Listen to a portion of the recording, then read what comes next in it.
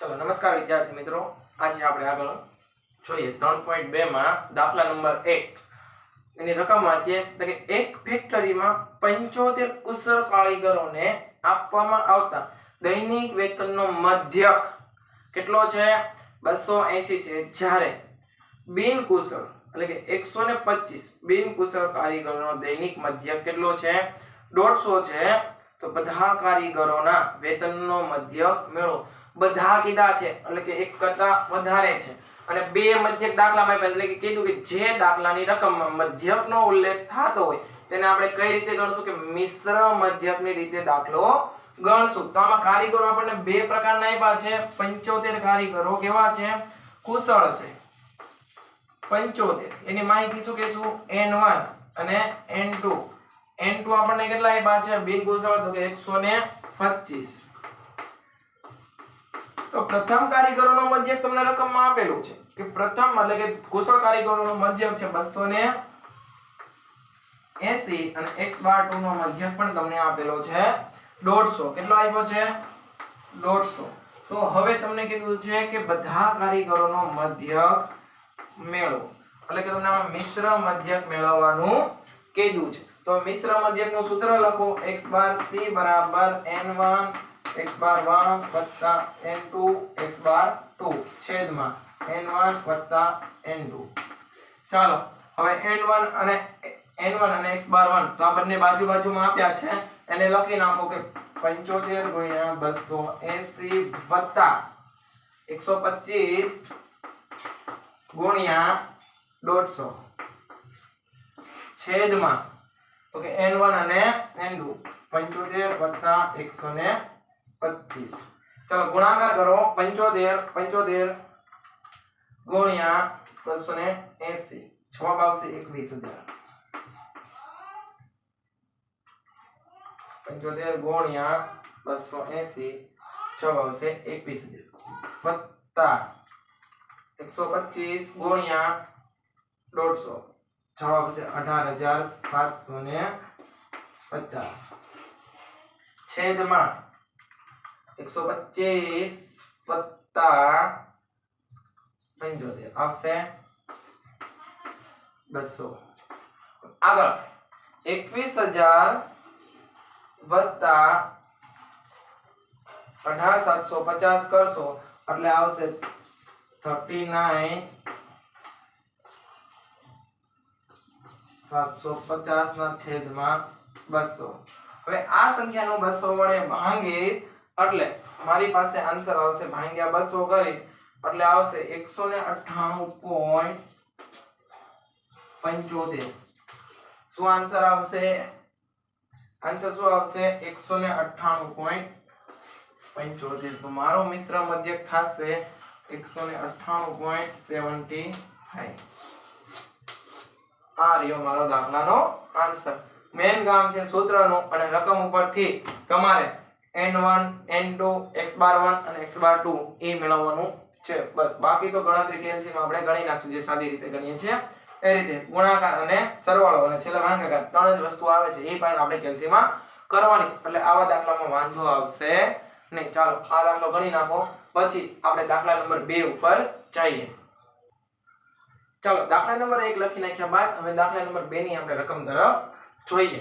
તો કે જોઈએ નીચેની માહિતી પરથી ભાવ આધારિત ટકાવારી ફેરફારનો ભારિત મધ્યક મેળવો। રકમમાં ચોખ્ખું કહી દીધું કયો મધ્યક મેળવવાનો ભારિત। પછી કીધું છે કે ખોરાકી વસ્તુ તો કે ઘઉં ચોખા ખાંડ કઠોળ તમને એટલે કે વસ્તુના નામ આપ્યા છે। મેં ઓલરેડી અહીંયા વસ્તુ આપણને રકમમાં આડી આપી છે મેં ઓલરેડી ઊભી લખી નાખી। પછી વસ્તુનો ભાર આપેલો છે તો કે ચોખાનો ભાર કેટલો તો કે 7 ઘઉંનો ભાર કેટલો કે 10 ચાનો ભાર 5 ખાંડનો ભાર 8 ને કઠોળનો ભાર 2। હવે ભાવનો ટકાવારી ફેરફાર આપણને ખબર છે કે જે વસ્તુને ભાર તરીકે ઉલ્લેખ કર્યો હોય એને આપણે W લખીએ છીએ અને બાકીની રકમ જે હશે એને આપણે x કહેશું એટલે કે બાકીનું મૂલ્ય જોઈએ તો ફેરફાર આપેલો છે તો એને 134 125 115 97 અને 120 તો એ આપણે ઓલરેડી લખી નાખ્યું। આ રીતના લખ્યા બાદ હવે આપણી પાસે ભારિત મધ્યકનું સૂત્ર તો છે જ પણ આને આપણે ઓલા સ્વરૂપે નહીં લખવા જઈએ કે આપણે આ રીતના લખતા હતા આ વત્તા વાળું કરશું નહીં, કેમ કે આપણને માહિતી આવી કોષ્ટક સ્વરૂપે આપી છે એટલે આપણે કોષ્ટક સ્વરૂપે તો પણ આપણી પાસે સૂત્ર છે કે x બાર w બરાબર સિગ્મા શું હતું તો કે wi xi ના છેદમાં સિગ્મા wi આવું સૂત્ર આપણી પાસે છે એટલે કે કેવા માંગે છે સિગ્મા એટલે કે સરવાળો અને xi wi તો આ wi જે xi છે બંનેનું એક કોલમ બનાવીશ wi xi ત્યારે મને અને ઈ કોલમનો સરવાળો કરીશ ત્યારે મને સિગ્મા xi wi મળશે અને અહીંયા તમને છે wi એનો તમારે શું કરવાનો છે બધાનો સરવાળો કરો ત્યારે તમને સિગ્મા મળે તો હવે કેલ્સી હાથમાં લઈ લો અને 134 ગુણ્યા 7 કરશો એટલે રકમ મળશે 3938 અને પછી લઈ લ્યો તો કે 125 એને ગુણ્યા 10 કરશો એટલે કે વાચલું મીંડું જેડ કરવાનું રહેશે 115 ગુણ્યા 5 કરશો એટલે 575 98 કે 97 છે એને ગુણ્યા 8 7 7 6 અને 12 દુ 24 ને મીંડું એમ નામ તો 240 120 ગુણ્યા 2 240 હવે મારે સિગ્મા xi wi જોઈશ એટલે કે બધાનો સરવાળો કરવો પડશે તો પહેલાનો સરવાળો કરી નાખો ચાલો 240 776 575 1200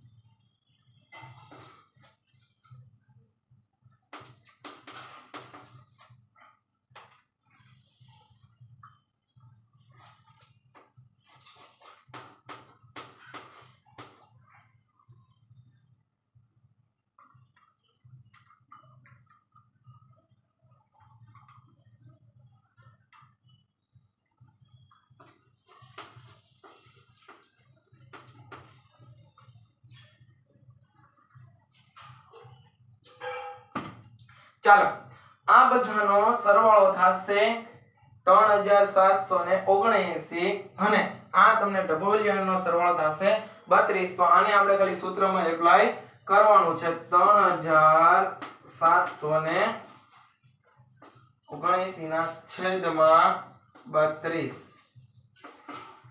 તો આને 3779 ને 3779 ને 32 વડે ભાગશો એટલે તમારો જવાબ આવશે 118.09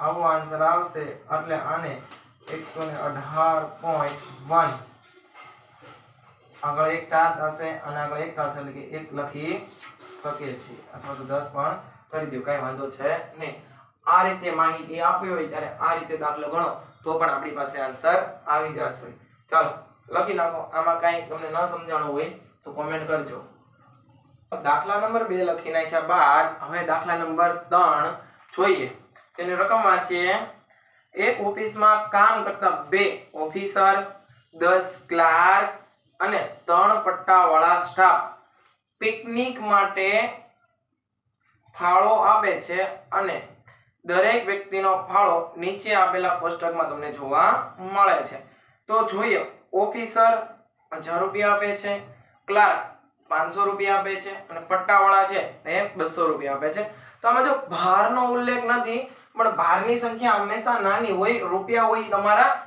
x હોય એટલે કે મૂલ્ય હોય કોઈ પણ વસ્તુનું તો જોઈએ તો પહેલા તો કોલમ બનશે મેં ઓલરેડી લખી નાખ્યું છે કે સ્ટાફ તો કે ઓફિસર ક્લાર્ક અને પટ્ટાવાળા એટલે કુલ 3 જણાનો સ્ટાફ છે એમાંથી સ્ટાફમાં ઓફિસર છે એ 2 જણા છે અને કેટલા રૂપિયા આપે છે 1000 રૂપિયા આપે છે જ્યારે ક્લાર્ક 10 છે એ 500 રૂપિયા આપે છે એટલે પટ્ટાવાળા 3 છે 200 રૂપિયા આપે છે તો આ ઉપરથી તમને આપેલી માહિતીનો મધ્યક મેળવવાનો કીધો છે તો કે ભારિત મધ્યક મેળવવાનો થશે બરોબર છે। તો હવે આપણે જોઈએ ભારિત મધ્યક માટે આપણે શું જોઈએ છે આ કોલમ અને આ કોલમ એટલે કે WI xi તો આપેલું પણ આપણે રકમમાં ગણવા માટે સિગ્મા WI xi ની જરૂર પડે છે અને સિગ્મા WI ની જરૂર પડે છે બરોબર છે। તો આનો તો સરવાળો બહુ ઈઝી છે 10 10 ને 3 13 3 ને 2 15। હવે આનો કરીએ તો 2 અને 10 એટલે કે 1000 એટલે કેટલા થશે 2000 થશે 10 અને 5 કેટલા થશે 5000 થશે અને 2 તેરી 6 તો 600 થશે। બહુ જ ઈઝી ગુણાકાર છે કેલ્સી ની પણ જરૂર પડતી નથી પરંતુ આપણે સરવાળા માટે કરશું બરોબર છે કે 5000 + 2000 + 600 એટલે કે 7600 આવશે। હવે સૂત્ર આપણી પાસે શું છે x બાર w બરાબર ખબર કેમ પડે કે આ બહુલો મિશ્ર મધ્યક નથી તો આપણે રકમ આખી વાંચી ત્યાં એક કરતા વધુ વાર કોઈ પણ જગ્યાએ મધ્યકનો ઉલ્લેખ આવ્યો જ નથી એટલા માટે આપણે ભારિત મધ્યકની રીતે ગણશું બરોબર છે।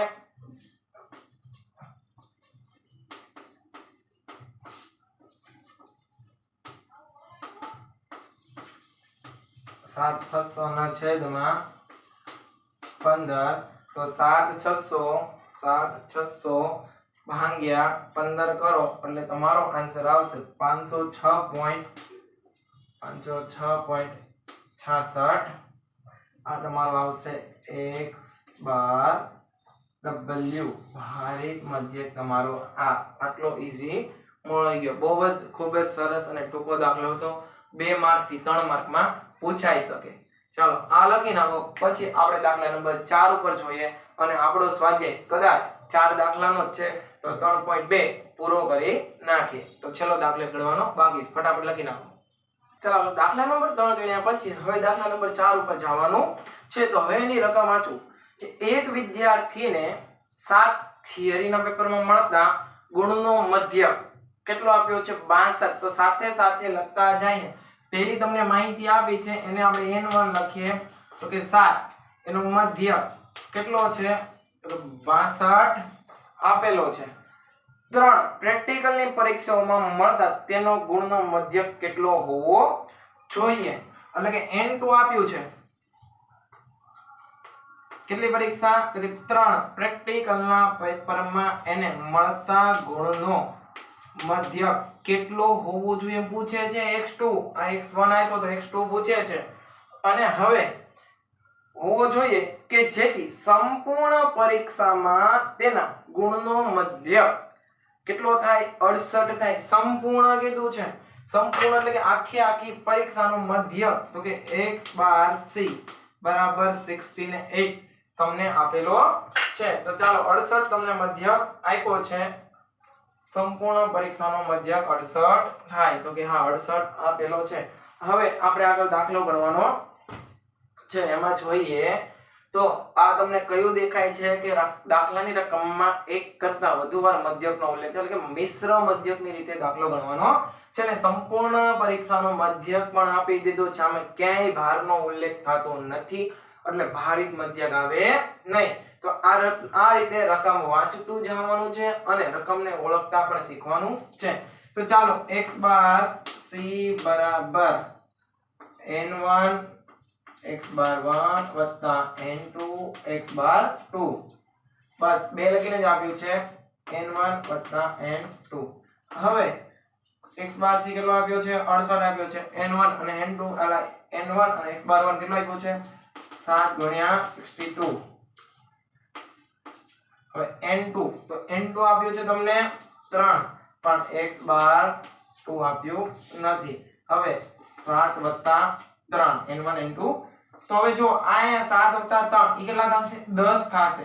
હવે 10 ને હું સીધા અહીંયા લઈ આવું છું કે 68 ગુણ્યા 10 બરાબર 62 ગુણ્યા કેલ્સી લીધો તો 62 ગુણ્યા 7 તો 62 ગુણ્યા 7 ઈ કેટલા થશે 434 વત્તા 3x બાર મેં પદ કાપી નાખ્યું એટલે કે મારે અહીંયા 7 + 10 અને પછીના પદમાં 10 લખવું અને આનો બંનેનો ગુણાકાર દેખાડો અને પછી આ 10 ને અહીંયા લઈ જાવ એની કરતા આનો બેનો મેં સરવાળો કર્યો અને એને સીધો અહીંયા લેવાય. એ પદમાં અહીંયા લખ્યું, આ બંનેનો ગુણાકાર અહીંયા લખ્યો અને આ વસ્તુ અહીંયા લખી એટલે કે છેદમાં 10 ગયા ક્યાં તો કે અહીંયા આવી ગયા. હવે હું ગુણાકાર કરું છું કે 680 બરાબર 443 વત્તા 3x બાર 2. આ અહીંયા કેવા છે પ્લસ છે પણ આની પાવર એટલે માઈનસ 680 માઈનસ 443 બરાબર 3x બાર 2. હવે 600 માંથી 680 માઈનસ 4 3 4 બાદ કરશો એટલે તમારી પાસે વધશે કેટલા 246 બરાબર 3x બાર 2. કેટલા વધે છે 3x બાર 2 વધે છે તો કે આવું વધે છે 3x બાર 2 બરાબર 246. તો કે અહીંયા કેવા છે ગુણાકારમાં છે બરાબરની આની પાવર એટલે ભાગાકારમાં આવે એટલે કે x બાર 2 બરાબર 246 ભાગ્યા 3 એટલે તમને x બાર 2 બરાબર આન્સર મળશે 246 ભાગ્યા 3 કરો એટલે કે 82. કેટલો આન્સર મળશે 82 એટલે કે x બાર 2 તમને મળશે 82. આપણે મેળવ્યું એટલે અહીંયા પ્રશ્નાર્થ. તો આ હતો આપણો 3.2 આખે આખો અહીંયા કમ્પ્લીટ કરીએ છીએ. હવે આપણે આગળ ગુણોત્તર મધ્યકમાં જોશું એટલે કે 3.3 તરફ હવે આગળ વધશું. આ અહીંયા સુધી કાંઈ પણ ડાઉટ હોય તો કોમેન્ટમાં કહી દેજો, બાકી લખી નાખો. આજે આપણે અહીંયા સુધી રાખશું. અસ્તુ. જય હિન્દ, જય ભારત.